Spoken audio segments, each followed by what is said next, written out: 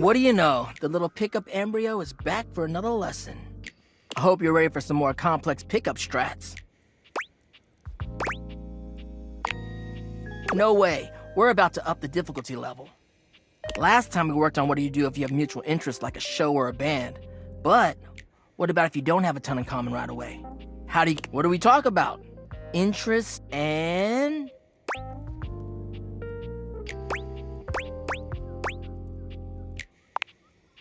Yes! Before you decide it's a boring tactic, just think about it. Sometimes small talk is a great fire starter. And look, I know not everybody is instinctually great at chit-chat, but like any great skill worth having, it requires attention and practice.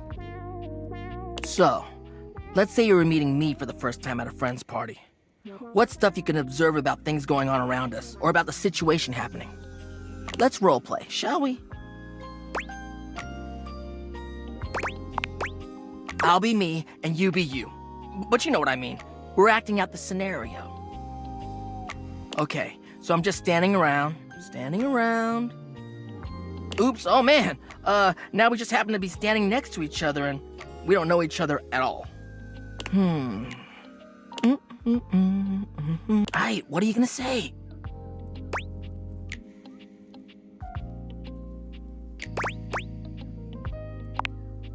Alright. A little stiff, but you're onto something, homie. Damn. Great question to start out with. It's relevant to where we are. It's a good jumping off point. Dope. Anyways, back to the roleplay. Oh! I know them through our job. They're a great work friend. Always reliable.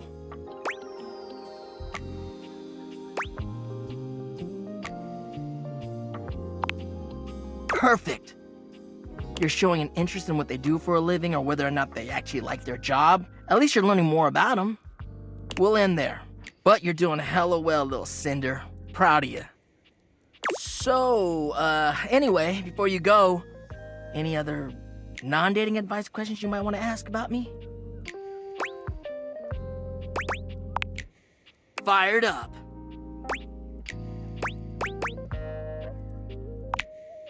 Damn, then, well, as you could probably tell from our lessons, it's this idea of being sleazy or douchey. As much as I love love, nobody owes anybody else a relationship. That's the biggest thing. You can say all the right things to somebody, but it means nothing unless you actually get to know them. It's the real jerks that don't bother with that and say whatever they can to get what they want. So, yeah, that's my biggest pet peeve, I guess. Of course it does. I have a lot of time to think about this stuff. Peace out, homie.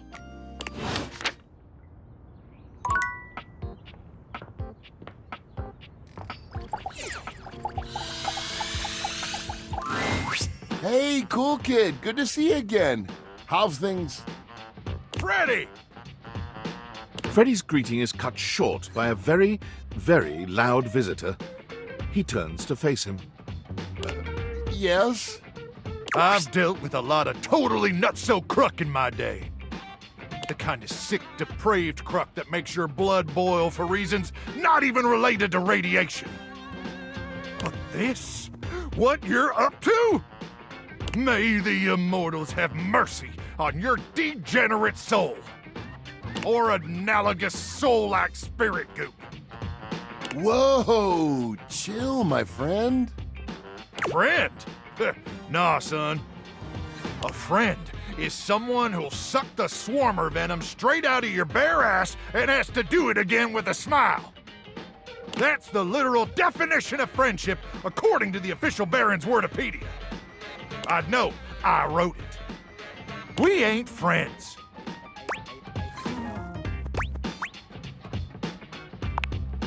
This heinous pile of swarmer excrement wants me to... nuke cake? Oh, that's a trick I got from... Trick? Sticking a gamma worm up your nose and pulling it out of your ear is a trick. A great trick, actually. I mean, how do they even do that? But what you're talking about is a sin. The holy doctrine says so. I should know. I wrote that one too. I'm prolific, son! Exactly. You can't spare 20 tiny seconds? You think this is about time? This is about an affront to all that is sacred. I may be feral and a power crank junkie, but I ain't no animal. Well, maybe I am an animal, but I definitely ain't a snitch. You hear me? I thought you were here to help make food the best it can be. I got a lot of missions I need to attend to. Missions that really matter. So you want cool kid to eat dry cake, especially when you could help them? What if it's so dry they start to choke? Life is a relentless onslaught of endless peril with no sure outcome. Sure, you could choke on dry cake. Or the terror hordes of Silax could pluck out your eyeballs for barbecue. You want to ruin delicious cake? You do it on your own. I'm just doing what I'm supposed to do. So am I.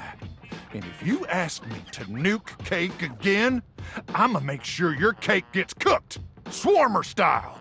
That's when it's still ice cold in the center. Swarmer's got terrible taste. Don't mess with me, Freddy! Why? Am I on thin ice? Hey. I ain't even gonna dignify that with a response. Mostly because banter is considered blasphemous according to the holy doctrine. May the immortals forgive your transgressions, and may you survive long enough to see the error of your ways. Oh my gaskets, that guy is such a hothead. He needs an ice pack and a deep breath. Thanks for having my back. That was pretty cool of you. Luke means well. He just seems more into his own bizarre stuff. You thought it was brilliant? Trying to warm this chilly boy up, aren't you? Wow, it might be working. I'm gonna make sure Luke is okay. Maybe slide a few ice cubes across his head. You want anything to nosh on? Been saving a piece of chocolate just for you. You know, a sweet for the sweet. I try. Okay, let me work my magic with Luke. See you around soon.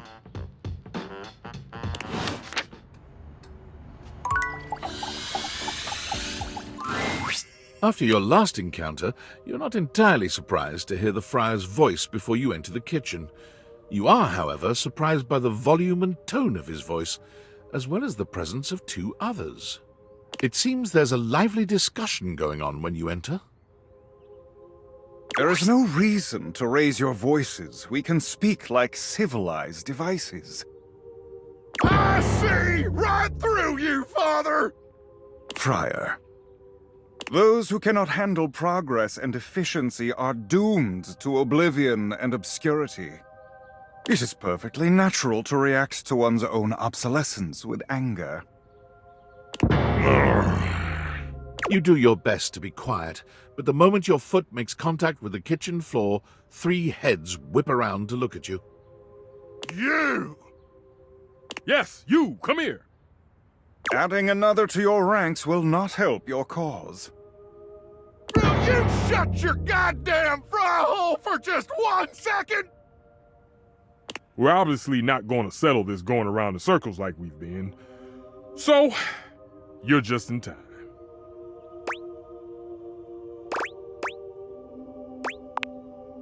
I have only tried to educate these two on the sorry state of their souls. Only? You're insulting the culinary arts and our entire existence. It gets me real heated. Before you came, I was educating these two misguided souls as to the state of their spiritual affairs. For a time, Stefan's way was the only way we all knew. Luke brought innovation in the form of eliminating oil, it's true, but his heat is unevenly applied, and if not wielded carefully, can dry out and destroy most anything. I ain't about to let you speak for me! Or me! If you insist on spewing your lies, only do it quickly so we might return to the subject of salvation.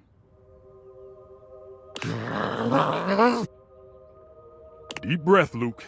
In and out. Trust me. Ah! Ooh! Ah! Ooh! Oh, there you are. Beautiful. Just like that. I'm gonna go first, so I don't lose my goddamn cool and forget what I was gonna say. Sure, buddy. Go ahead. Look, microwaves a real versatile tool. Time was you couldn't enjoy a meal without wasting away over a hot stove. No offense, Stefan. Some taken. But go on. I revolutionized things! Housewives in the 70s could feed their families without so much I can handle anything. You want it, you got it. Baking a potato, I got it. Boiling water, oh, I got that too. Nuking some dino nuggets or pizza rolls, I'm your microwave.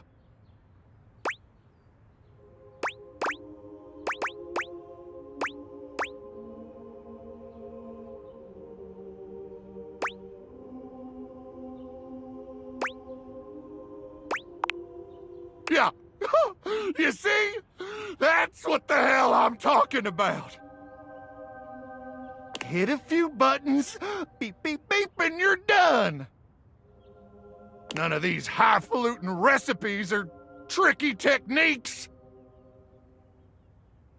Disgusting. You must want better for yourself from here on. Speak for your goddamn self, Friar. Look, I think we all know microwaves have their uses. Even I can admit that. Even if I would never use one. But there will never, never be a replacement for the stove. Ever! Since the dawn of time, since man first learned to put flame to meat, there has always been a need for stoves. And there always will be. No matter what fancy gimmicks they come up with, there will never be a replacement for the good old-fashioned heat of a stove. For the versatility of pans and utensils one can use with the stove. Okay, so it takes a modicum of effort for the user. So you'll have to do dishes after. Is that all food has become to you? A series of inconvenience to be avoided? Oh, now who's getting heated? So, it takes a little effort. It's always worth it. Always.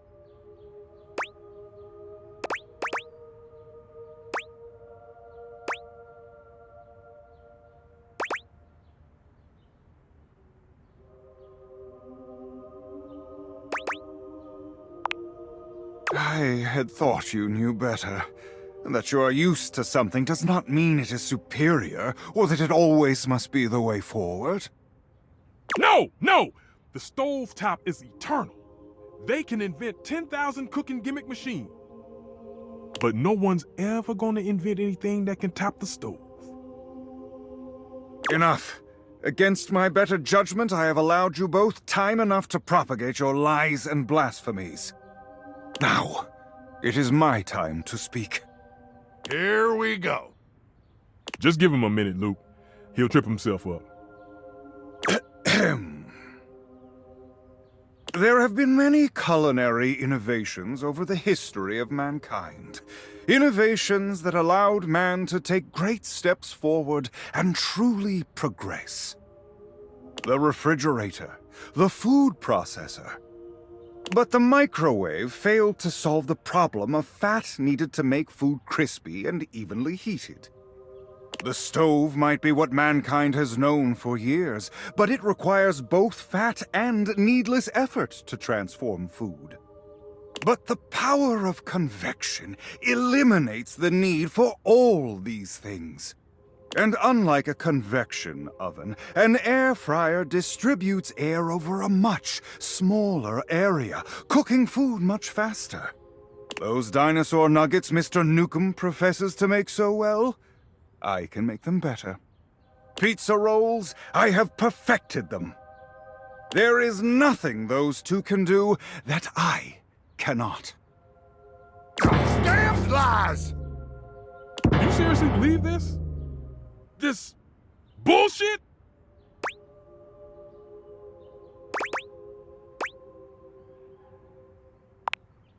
Hardly the ringing endorsement of the truth I should have heard, but it is a start. Well, there might be some hope for you. But I'm not gonna argue you down. You want to buff that friar's ego? That's your business. We're done here. Yeah, whatever. Let's go. The path of righteousness and truth is a lonely one, but I am used to walking it alone. Still, you will all see. It may take some time, but I am confident. Man strives for progress, efficiency, purity. Sooner or later, everyone will get on board, whether they like it or not.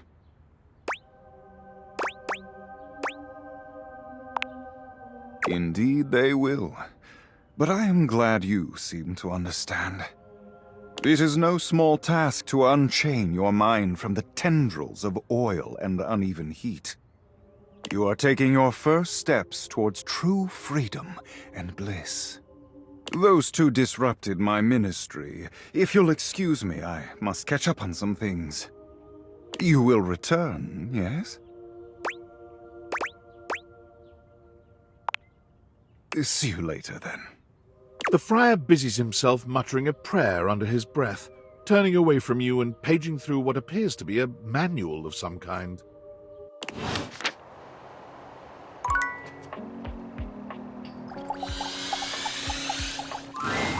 A burly chef stands in your kitchen, looking at you expectantly as he stirs a saucepot.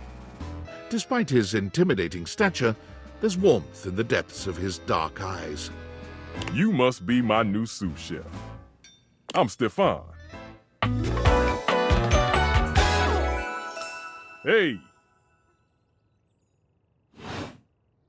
Are you ready for prep? What? Stefan regards you in silence for a few long moments. Then why are you here? An adorable chicken-shaped timer slides into the conversation, settling on Stefan's shoulder. You're right, Mr. Cluckles. I could stand to be nicer.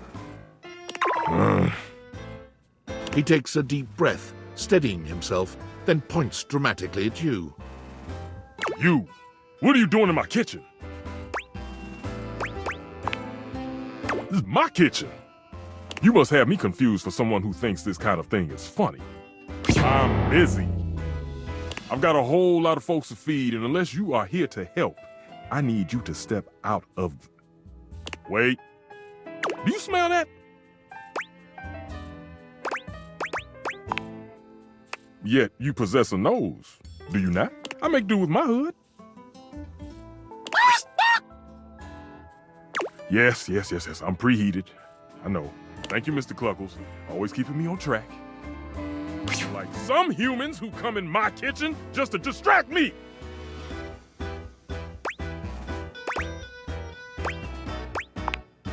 That little chicken timer offers more help than you can imagine. He understands the type of establishment I'm trying to run around here.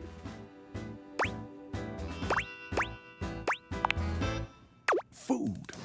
Glorious food. Much more important than whatever little quest you happen to be on right now. Of course they do. And they didn't know a crepe from a grape, so I couldn't give a damn about what they say.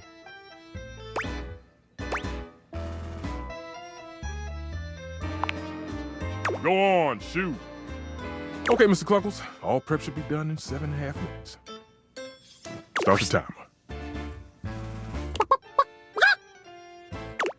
And go!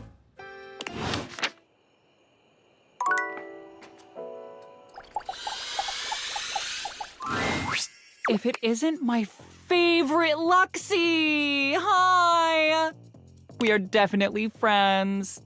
Oh, could you give me like 4 or I'm just making a quick video and then doing a podcast appearance and then going on a date some other fan. But after that, I am totally free and all yours.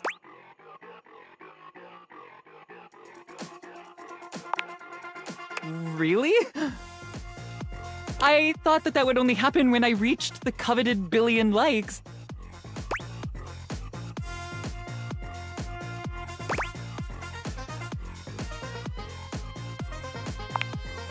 What then?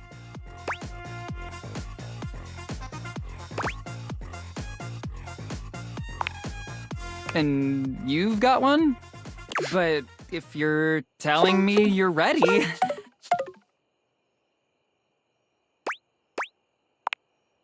Okay. Why don't you just switch yourself off for a bit then, and let me get back to my streams.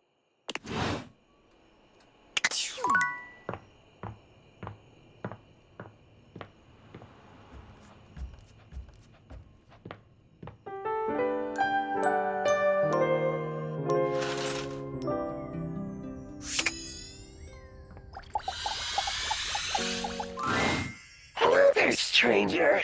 I'm Dina the Dresser. Need a helping hand?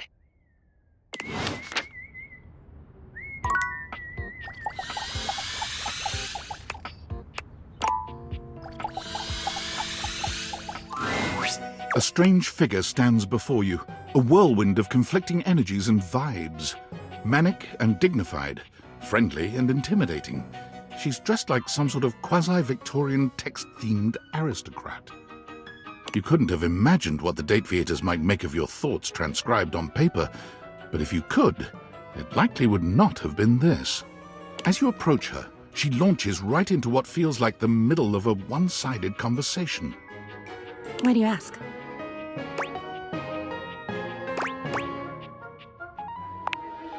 Ah! But the blue one, and then the butterfly. Why is there so much sand? Ugh. Hang on! My content aware is going off. Diana, your diary, experiences some mental health concerns that might be too much for some players, including things like hallucinations, paranoia, extreme mood swings, loss of sense of self, and executive dysfunction. You cool with that? Or you want to skip it? Carry on, then. Why is there always sand in places where sand should never be?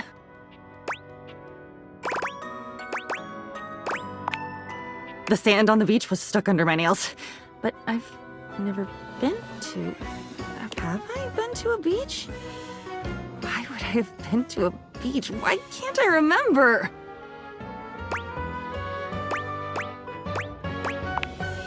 Funny timing, band leader. It's about that rhythm you're leading. Too much percussion. Ugh, far too much booming and banging around in here.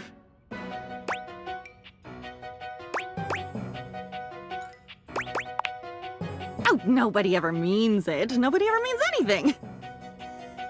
That's the problem. Pushing the button. I didn't mean it. Smiling at the man across the room, and when he comes over with a laced drink in his hand, I didn't mean it. It's mean. It's mean to not mean what you mean. And a side of applesauce, please.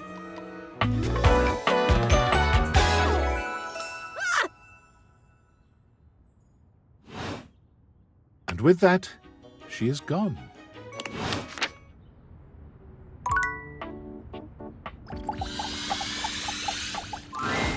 Betty is already speaking to someone else when you walk in. There is an easiness to their dynamic, an intimacy, really. They have the air of old lovers, or perhaps very, very good friends. We've been over this so many times, Betty. You know how I feel about that. I just need some time, all right? Why should a bed as gorgeous and free as you be so worked up over anyone else's opinion of her? You could snap your fingers and have 10 lovers here in 2 seconds. I could. And have. Benoit, stop it. But honestly, you know it's not about sex. I can get that just fine. But that feeling of falling asleep in the arms of someone you love, there's nothing else like it. Benoit's gaze leaves Betty's face to land upon your own. They give you a smile that feels as if they know all your secrets. When Betty turns to see you, she goes from surprised to happy in record time, and Benoit places a gentle hand on her shoulder before they walk off. Just think about what I told you.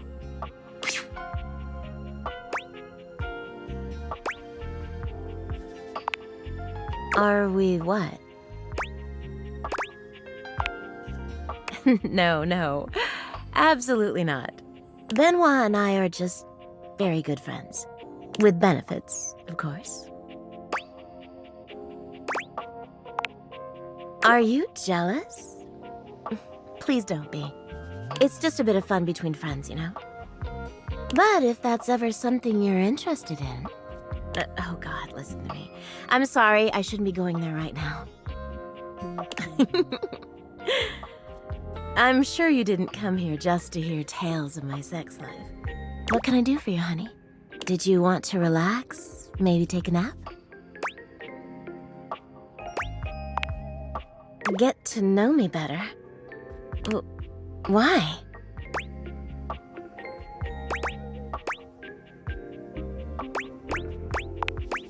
Well, thank you. But I hope you see me as more than a pretty face and a gorgeous body. Well, you know what I am, what I do. You know I'm a free spirit. What else can I tell you about me?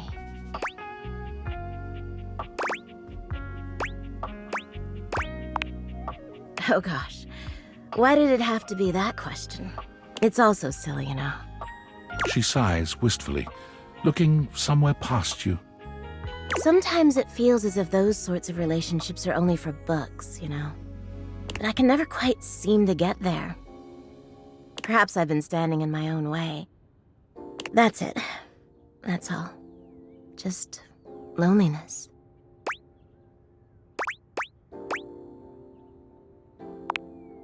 Haven't you ever been afraid of ruining a good thing? I'm just not ready yet. There's an undercurrent of sadness in Betty's eyes, something much bigger weighing on her that she seems uninterested in divulging. Oh, it's almost time for book club, if you'll excuse me.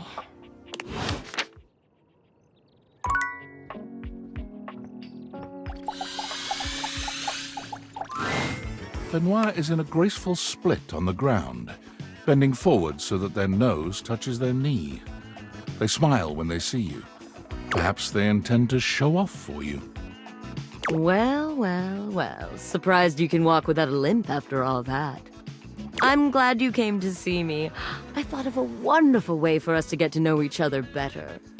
Aside from the obvious and surefire method, sex.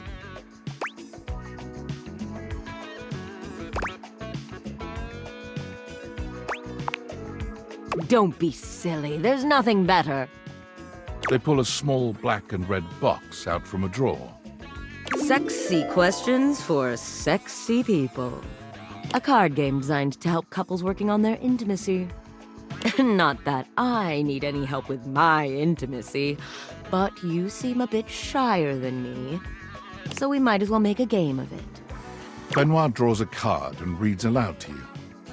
What is the wildest place you've made love?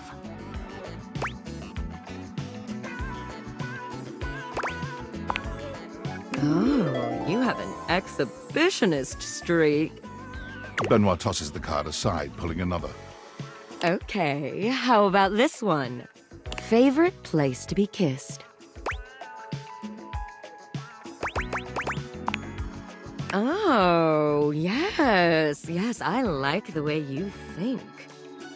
For the record, my favorite place to be kissed is just above my hip. You know, if you are curious. Benoit rummages through the cards, frowning at the ones they pull up. Surely there are some more interesting questions than this. Oh, God, no, not this one. Eventually, they finally pull one that puts a twinkle in their eye. Describe your perfect date night.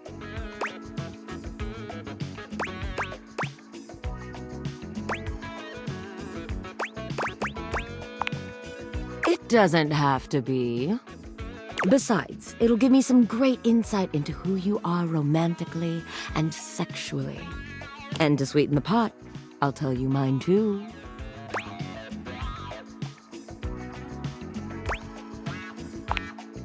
Like... God, I suppose I'll just have to take the lead here. Benoit puts the card away, running a hand through their tentacle-like hair. Now, for my perfect date. You invite me to your place. We have an intimate dinner that delights and satisfies without leaving us too full. After all, we have after-dinner activities to look forward to.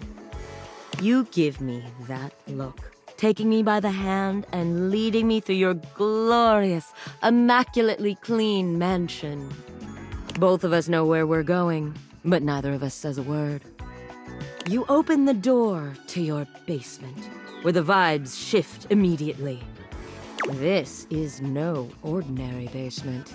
This is a dungeon. You bid me sit on a black leather couch as you sit across from me, snapping your fingers. A man dressed in vinyl from head to toe slithers out from behind some black silk curtains, offering me a shining silver tray covered in sex toys of all sorts. I run my fingers along the spread, acting as though I just can't decide. But we both know there's only one choice.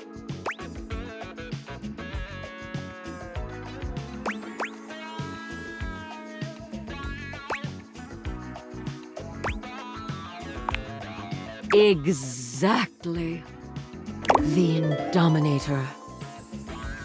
You ask me if I'm sure, and I tell you I'm here for a good time, not a long time. The sex that follows is so intense, so messy, so taboo that its shockwaves are felt all over the world. Politicians tremble in their offices. Couples feel an unexplainable draw to do that thing they've been curious about, but too scared to try. The ripple effect of our joining causes a worldwide tidal wave of nut that ends in world peace.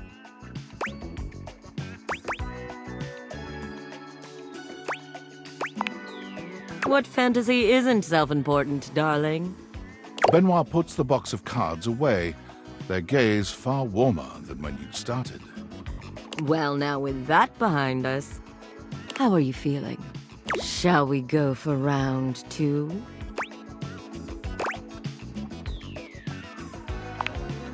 Benoit's lips curve into a wicked smile. We're going to have such fun. All that talk about the Indominator really seems to have wound Benoit up. Their voice whispers sweet debauchery into your ear, guiding you through complicated things that you'd never have managed yourself.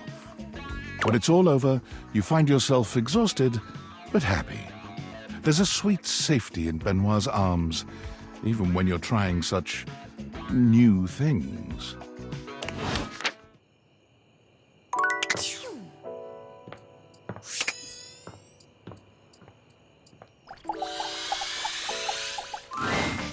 If you didn't have enough on your plate, here comes Lucinda Lavish. Come on, baby. Tell me what to do.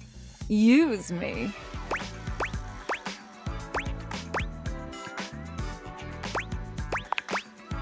You're right! There's no limit to me at all!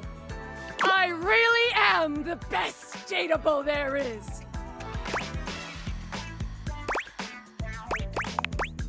I will! I deserve it anyway. You have supported me for a while now. And even a goddess like myself needs to let her subjects know where they stand. And you get an award of your own. Choose one and be limitless with me.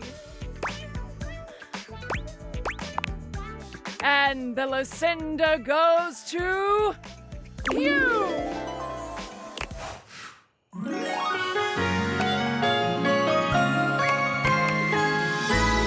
Your love for me gives me my love. I will continue to seek out greater heights. Well, I won't be around very much because there are so many more realms to conquer, and I fear your small mind cannot comprehend them. But who knows? Maybe you can find a way to bring me back permanently someday.